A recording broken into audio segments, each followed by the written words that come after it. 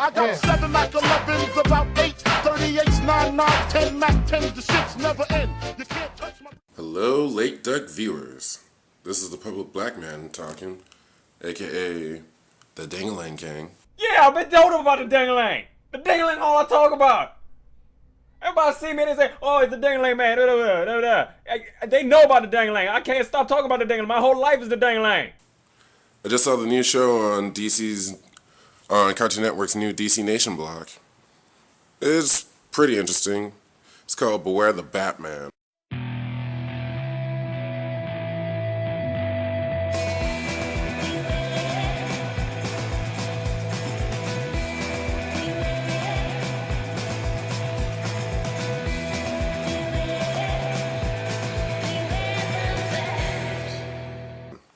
Sorry about the crappy camera, I'm kind of low on equipment. But back to the new show. Have you ever heard that comparison between the anime Big O and Batman? Basically, Big O was all about a guy in a giant robot who would only go out at night to take on threats way beyond the police, who had really badass help. An android maid who with super strength and could pull out guns from anywhere, and a badass butler who apparently in a past life just was a weapon specialist in himself. Basically, it's the same thing with Beware the Batman. Now you got Alfred, who definitely looks like if somebody wanted to cast this version of Alfred in a live-action movie, it will probably be somebody like Clive Owen or maybe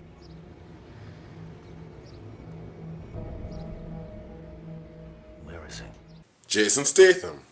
They definitely had a similar look. The animation style is really similar to that Green Lantern show that recently got canceled.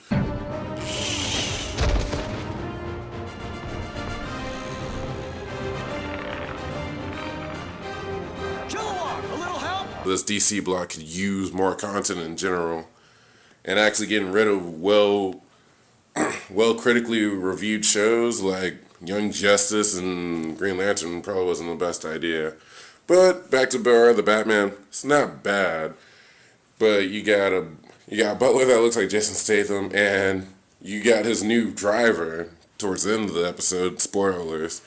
Who's basically gonna be this DC Universe's version of Katana, one of the mainstay of Batman's teen team that he made back in the 80s, the Outsiders.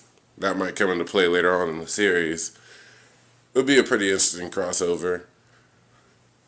But my personal stance on the show so far is a solid continue. So far they made, other than the changes to Alfred, making him younger, and like a established member of MI6 who can still fight pretty well apparently. They also changed Professor Pig's whole persona. Now he's kind of a literary villain with Mr. Toad right beside him. And I understand the Grant Morrison version of Mr. Pig was a little bit insane.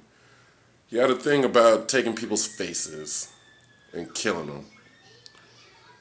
Not necessarily the best person to have for a kid's show. But yeah, I definitely would like to see what changes do they choose to make later on in this series. And this is Robert Brown signing out. Enjoy more Late Duck.